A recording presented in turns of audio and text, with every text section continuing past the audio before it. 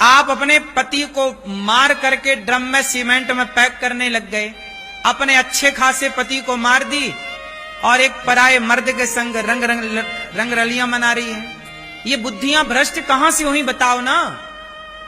आप क्यों नहीं समझते वेश क्या है? ये इमारत बनी है तो इसकी नींव मजबूत है तो ये टिकी हुई है। यदि ये वेश कमजोर होता तो ये टिकी ना रहती।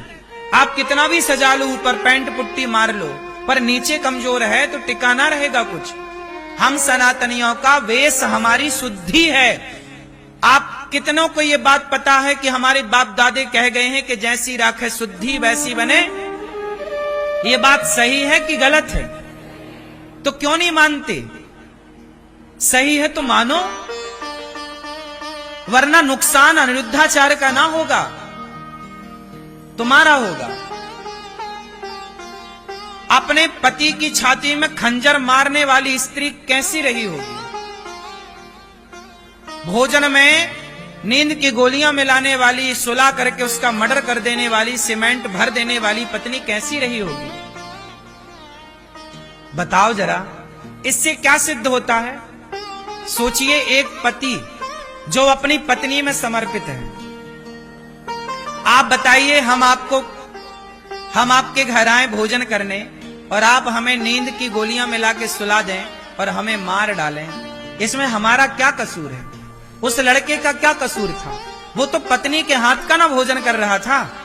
उसे क्या पता था कि इस भोजन में जहर है, नींद की गोलियां हैं? उसे क्या पता था कि हमें सुला के हमारी छाती पे खंजर मार दिया जाएगा?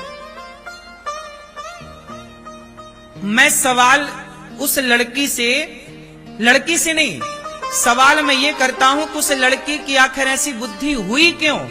मैं उस वेश पे जाता हूं, मूल पर, कि समाज की आज ऐसी बुद्धि क्यों हो रही है। आज वो लड़की है, कोई और लड़की है, कोई और लड़का है, लड़का भी परेशान करता है, वो भी मार डालता है कई बार स्त्री को। क्यों? सवाल ये है कि आदमी, हम सनातनी हैं, हम लोग ना चूहा को भी नहीं मारते, मच्छर को मारना पाप समझते हैं सनातनी लोग। गाय को रोटी निकालते हैं, कुत्ते को रोटी निकालते हैं, बोलो हाँ, हम चींटियों को आटा डालते हैं। सोचिए, जिस सनातन में चींटी का भी हम सम्मान करें आटा डालकर, हम मच्छर मारने को पाप समझें, उस देश में वो सनातनी यदि पति को मार डाले, पत्नी को मार डाले, तो बताइए। मैं सवाल करता हूं कि ये बुद्धि आई कहां से, बनी क्यों? कहीं ना कहीं जब आप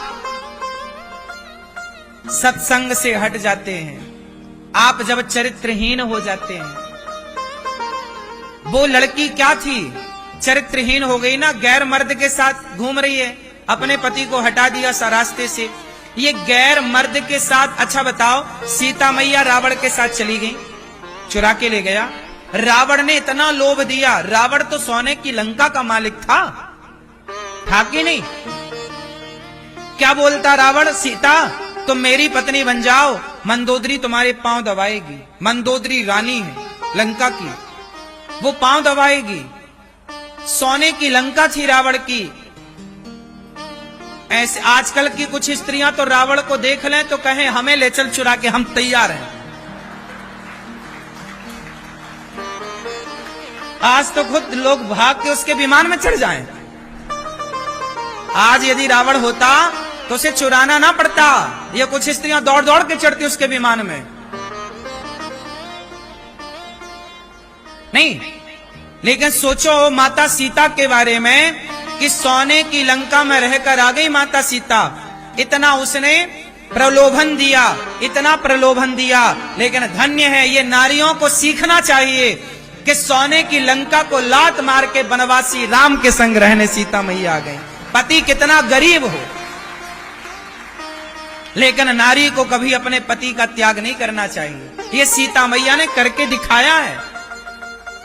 अब बताइए, ऐसी नारियां जिस देश में हुआ करती थी कि लंका को लात मार के और वनवास में रहने वाले राम को अपनाएं, वरना सीता मैया का भी मन डोल जाता इतना धन देखकर। इसलिए मेरी मां, अपना धर्म ना जाने देना। तुम्हारा धर्म क्या है? पति के साथ रहना। तुम्हारा धर्म क्या है? तुम्हारे दोनों कुलों की मर्यादा। नारी जो होती है ना, मर्द गलती करता है, पुरुष गलती करता है, उसे दंड भी मिलता है, लेकिन समाज की दृष्टि नारियों पर ज्यादा है,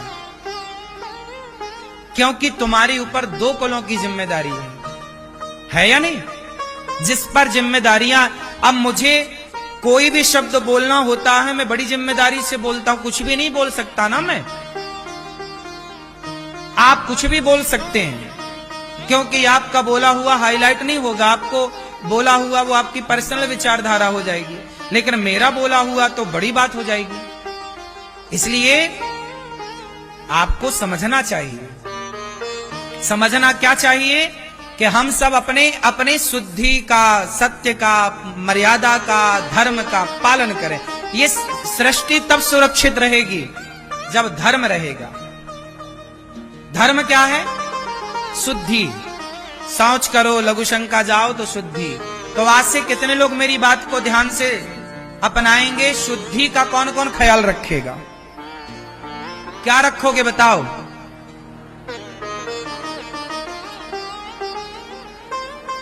बोलो मेरी मां।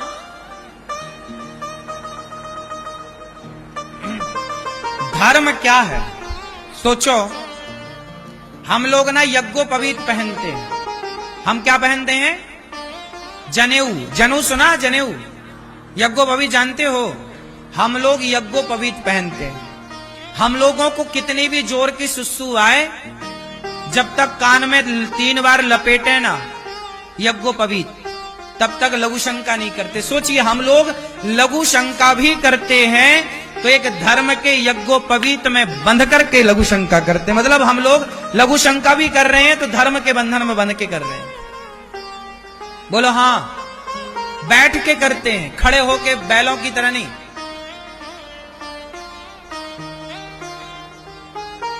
आजकल के लोगों को यही अक्कल नहीं है कि लघु शंका कैसे करनी चाहिए। ये सब बताना क्यों पड़ रहा है?